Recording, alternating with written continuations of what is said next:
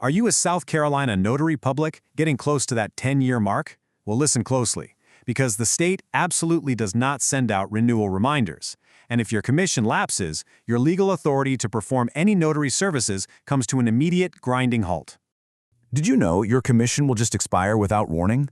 And continuing to notarize with an expired seal isn't just a minor oops moment, it's actually a misdemeanor under South Carolina law. Doing that can permanently disqualify you and even expose you to severe civil liabilities in state courts.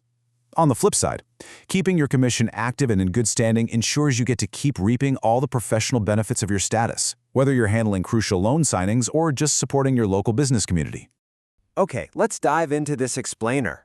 We'll be looking at the stakes and eligibility, preparing your renewal application, the fees and submission guidelines, receiving your new commission, and finally, maintaining your notary status.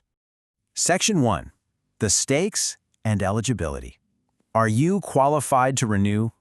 Before you even think about downloading the form, let's make sure you meet the non-negotiable legal requirements.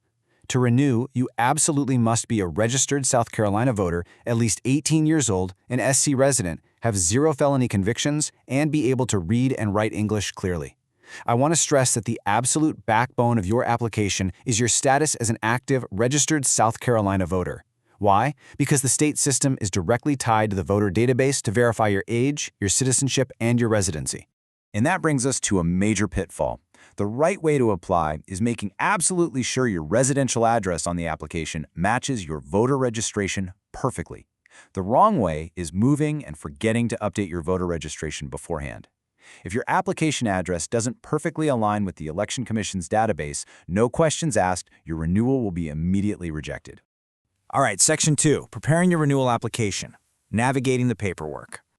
Now that we know you're eligible, you have to use the official paper form to renew.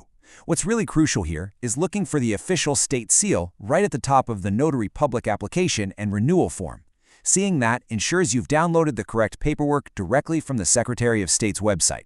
You'll want to check the Renew box at the top right of this form and carefully type or print your information so it's perfectly legible.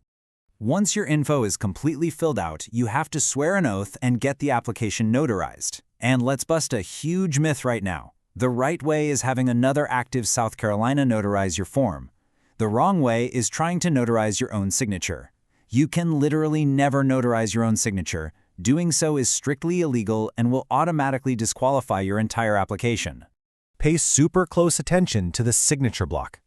Both your signature date and the officiating notary's signature date have to match perfectly. You have to sign it in their physical presence. There's absolutely no pre-signing allowed here, so don't even try it.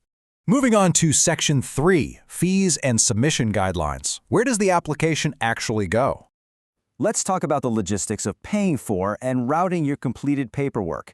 The statutory renewal fee is a flat $25, and that's payable to the South Carolina Secretary of State. You've got a few options for paying this fee: a check, a money order, or a credit or debit card. Now, if you choose to pay by card, you've got to provide a valid email address. A secure payment link will be emailed to you after your application is processed. And just a heads up, it does include a small $1.43 convenience fee. So the absolute crucial point to remember is do not mail cash. Some county delegations will flat out refuse it, and honestly, it completely lacks an audit trail. Speaking of county delegations, here's the exact, unique multi-agency path your application takes. Step 1. You actually do not mail this directly to the state. You have to mail all the pages of your application with original signatures straight to your local county legislative delegation. Step 2. Your local delegation verifies your voter ID and residency. Step 3. Once you're approved locally, they are the ones who forward your endorsed application up to the Secretary of State for final commissioning. Because of this whole multi-step shuffle, it's highly recommended that you submit your renewal application 8 to 12 weeks before your current commission actually expires. That gives you a nice, comfortable cushion to navigate any unexpected delays and avoid any disastrous lapse in your legal authority. Section 4. Receiving your new commission. Activating your authority. Fast forward a bit, and the exciting moment happens. Your brand new 10-year commission certificate arrives in the mail. But be warned, your job isn't quite done yet. Before you can legally resume notarizing documents for the next decade, you have a mandatory step. You must enroll your new commission with your local county clerk of court.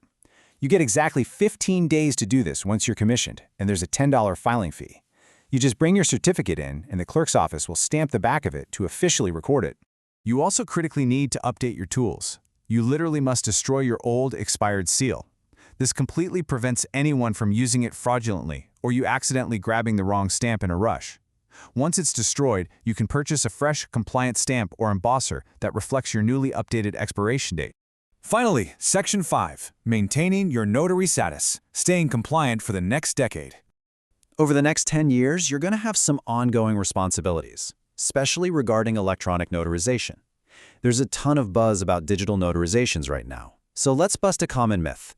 IPEN, or in-person electronic notarization, is allowed in South Carolina. However, full RON, which stands for Remote Online Notarization done via webcam, is currently illegal.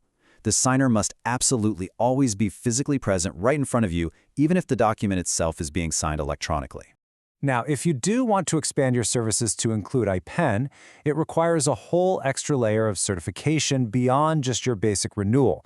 You have to take an approved course, pass an exam, and pay a $50 registration fee directly to the Secretary of State. Also, life happens over a decade, right? If you move or change your name at any point during your 10-year term, remind yourself that you are legally required to notify the Secretary of State within 45 days. You can easily file a change of status request online, but please don't let this slip. It directly impacts the legal validity of your commission. Before we wrap things up today, just a quick professional note. This explainer is strictly for educational purposes and does not constitute legal advice. We strongly encourage you to consult the official South Carolina Secretary of State resources or a legal professional for any specific inquiries or updates to the law. So, what does this all mean for you right now? I'll leave you with this provocative question to think about. When exactly does your 10-year commission expire? Seriously, don't just guess. I challenge you to go check your certificate right this second to ensure you aren't risking an invalid, lapsed notarization. Being proactive is literally the absolute best way to protect yourself and your clients. Thanks so much for joining me on this explainer.